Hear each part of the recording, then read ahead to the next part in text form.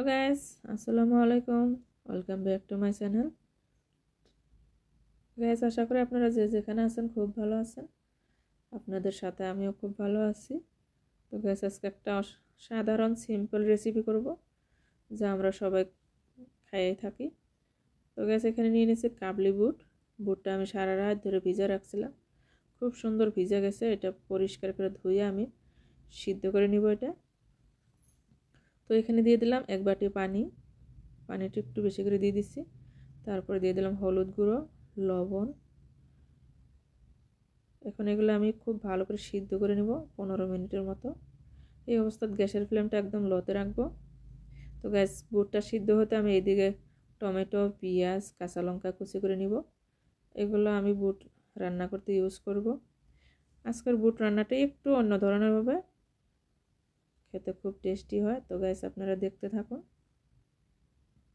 তোমার পেঁয়াজটা কুচি করা হয়ে গেছে, এখন 3-4টা কাঁচা লঙ্কা কুচি করে নিব। তো গ্যাস হয়ে গেছে কাঁচা লঙ্কা কুচি করা।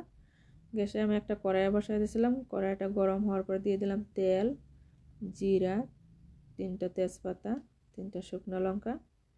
এগুলো একটু কষায় তারপর এখানে দিয়ে দিলাম পেঁয়াজ কুচি। পেঁয়াজ কুচিটা খুব ভালো করে কষায় নেব লাল লাল করে। তারপর এখানে দিয়ে দিলাম কাঁচা লঙ্কা কুচি। তো গ্যাস আজকের রেসিপিটা মূলত বেসন দিয়ে রান্না করব। তো এখানে দিয়ে দিলাম 1 চা চামচ বেসন। এই বেসনটা দিয়ে মশলাটা খুব সুন্দর করে কষায় নিব। বেসনটা দিয়ে দিলে বুটের রেসিপিটা এত সুন্দর হয়, এত টেস্টি হয়। তো গ্যাস এখানে দিয়ে দিলাম আদা রসুন বাটা। এগুলো খুব ভালো করে কষায় নিব। তারপর এখানে দিয়ে দেবো রঙের জন্য একটু শুকনো লঙ্কার গুঁড়া, কাশ্মীরি লঙ্কার গুঁড়া, তারপর একটু হলুদ গুঁড়া। এগুলো দিয়ে মশলাটা আরও একটু কষায় নেব।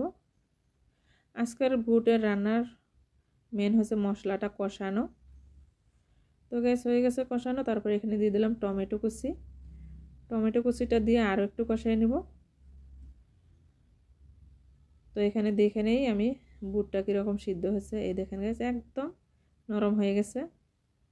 এখন এই বুটের পানি থেকে 1 চামচ করে পানি নিয়ে মশলাটা আমি লাহে লাহে কষায় থাকবো।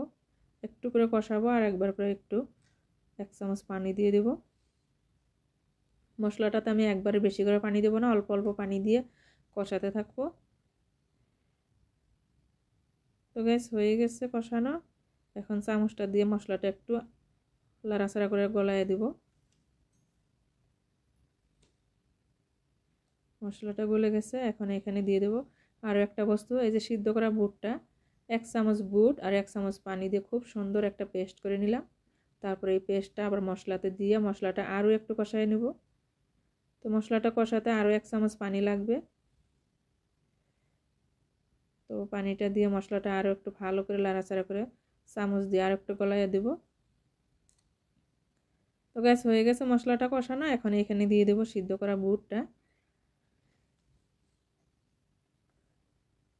বুটটা দিয়ে আরও একটু লাড়াচাড়া করে 10 মিনিটের মতো রান্না করে নিব।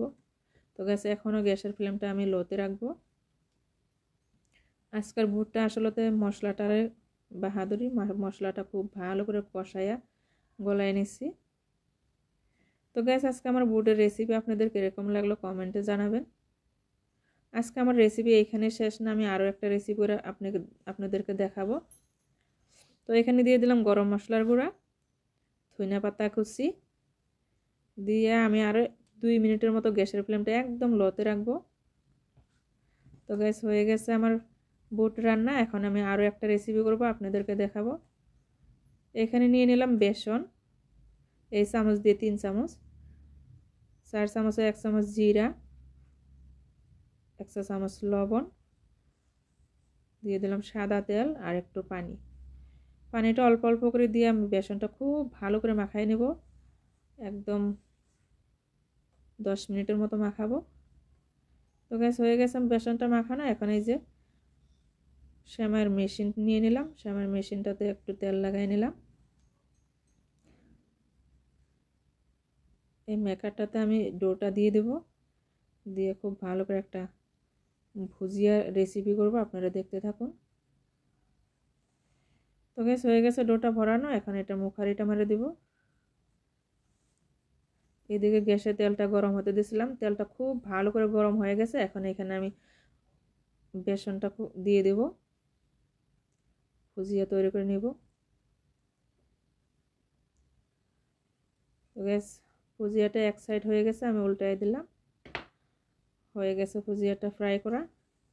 2 থেকে 3 মিনিট টাইমে এই ভুজিয়াটা ফ্রাই করা হয়ে যায়। আবারও ভুজিয়া ফ্রাই করে আপনাদেরকে দেখাচ্ছি। তো গ্যাস আজকের আমার রেসিপিটা আপনাদের কীরকম লাগলো কমেন্টে জানাবেন। আশা করি খুব ভালো লাগছে। আমার রেসিপিটা যদি আপনাদের একটু ভালো লেগে থাকে, আপনাদের একটু উপকারে আসে, আপনারা আমার চ্যানেলটাকে সাবস্ক্রাইব করবেন, লাইক কমেন্ট শেয়ার করবেন। আর আপনারা যারা আমার ফেসবুক পেজ থেকে দেখছেন তারা আমার ফেসবুক পেজটা ফলো করবেন প্লিজ। তো গাইস খুব সহজে ভুজিয়া ভাজা হয়ে গেল। এই দেখেন, এখন এটা ভাঙে আপনাদেরকে দেখাবো। একদম ক্রিস্পি হয়ে গেছে, হাত দেওয়ার সাথে সাথে দেখেন ভাঙে গুঁড়ো হয়ে গেছে।